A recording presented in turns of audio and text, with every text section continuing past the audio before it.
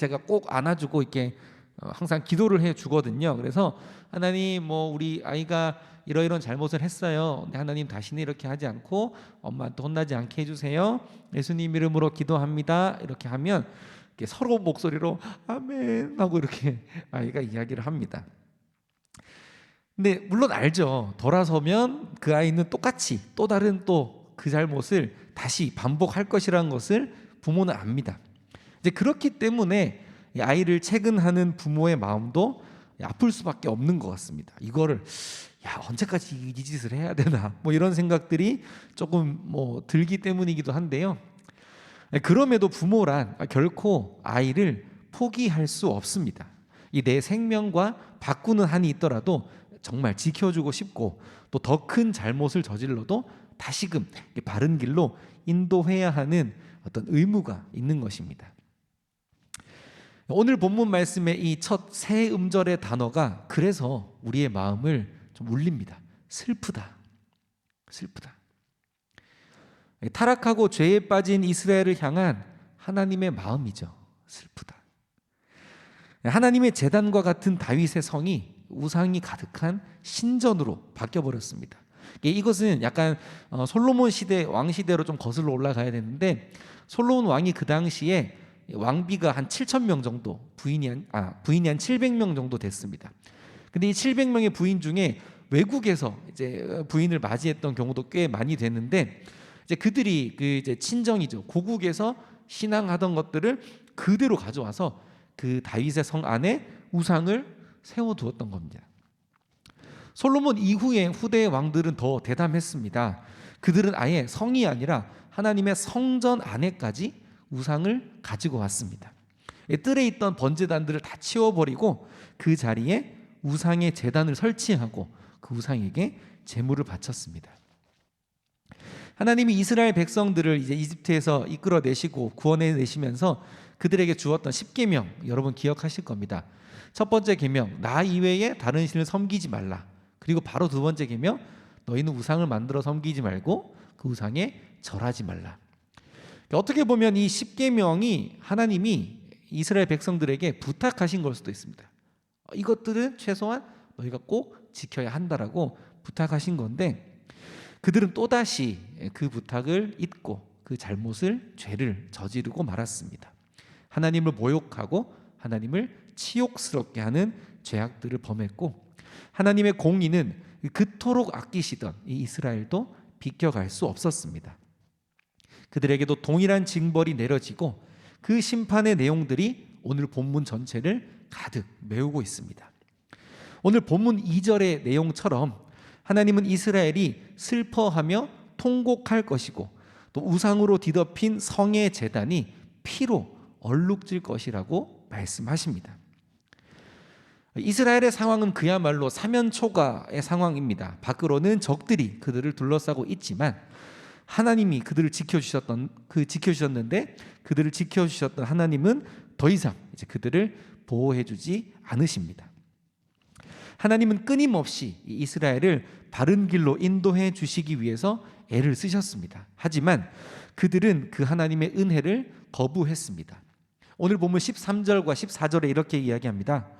여호와께서 이렇게 말씀하셨다. 이 백성이 입으로는 나를 가까이 하고 입술로는 나를 존경하나 마음은 내게서 멀리 떠나 있다. 그들의 신앙인 사람의 가르침이나 규정에 얽매여 있다. 그러므로 내가 이 백성에게 예기치 않은 무서운 형벌을 다시 내리겠다. 그들 가운데 지혜로운 사람들이 어리석게 되고 총명한 사람들의 총명이 쓸모없게 될 것이다. 하나님은 그들의 마음이 하나님을 떠났다는 것을 알고 계셨습니다. 입으로는 나를 존경하는 듯 하지만 그것은 그 입에만 머물 뿐 그들의 신앙은 그저 가르침이나 규정에 묶여 있을 뿐이라고 말씀하십니다. 그렇기 때문에 이 하나님은 인간의 지혜와 총명을 쓸모없는 것으로 만들어 버리겠다라고 말씀하십니다. 이 수천 년 전 이스라엘 백성들의 이 죄악들 그리고 하나님의 이 심판의 모습을 통해서 왠지 낯설지 않는 마음이 드는 것은 무엇인지 모르겠습니다. 오늘 우리의 예배, 오늘 우리의 신앙에 남아있는 것이 단순한 어떤 관념적이고 추상적인 규정들이나 율법의 어떤 질서들만 남아있는 것은 아닌지 우리를 돌아보게 됩니다. 우리가 입으로 고백하는 찬양과 또 기도가 내 마음속에 있는 성령님을 감동시키는 진심이 담겨 있는지, 어쩌면 나의 성경적인 지혜나 나의 인간적인 총명이 쓸모없다라고 말씀하시지는 않을까 두려운 마음으로 오늘 말씀을 우리가 대하게 됩니다. 그러나 그럼에도 하나님은 포기하지 않으십니다. 슬프지만 이스라엘 백성을 체벌해야 하는 이유는, 그리고 오늘 이 말씀 앞에 우리를 부끄럽게 하시는 이유가 모두 하나님의 사랑임을 고백합니다. 하나님의 마음도 괴롭습니다. 하나님도 슬프다고 말씀하셨거든요. 하지만 또다시 죄의 유혹에 빠지고 그래서 하나님을 끊임없이 멀리하는 우리의 존재일지라도 하나님은 끝까지 우리를 놓지 않으십니다. 결국 하나님은 자신이 직접 인간의 몸을 입고 이 땅에 내려오셨습니다. 우리의 시간 속으로 걸어 들어오신 겁니다. 그리고 십자가의 피 흘리심으로 끝끝내 포기하지 않으신 하나님의 사랑을 완성하십니다. 오늘 하루 우리가 이러한 하나님의 사랑을 마음 깊이 느끼며 살아가길 원합니다. 그저께도 그랬고 어제도 그랬고 오늘도 아마 녹록치 않은 하루 있을 겁니다. 이런 하루의 삶 속에 나는 또다시 세상적인 판단과 또 인간적인 마음으로 죄와 함께 지낼 것입니다. 하지만 그럴 때마다 하나님은 내 마음속에 성령님을 통해 또 나를 괴롭게 하고 우울하게 하실 겁니다.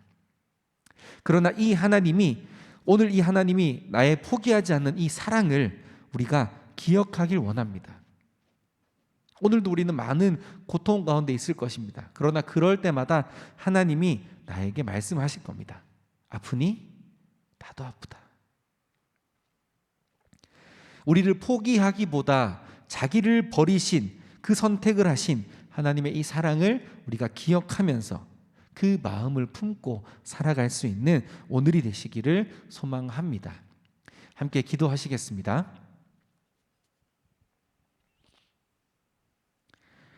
하나님, 힘듭니다. 괴롭습니다. 전쟁과도 같은 어제를 살았는데 오늘은 또 얼마나 고달플지 모르겠습니다.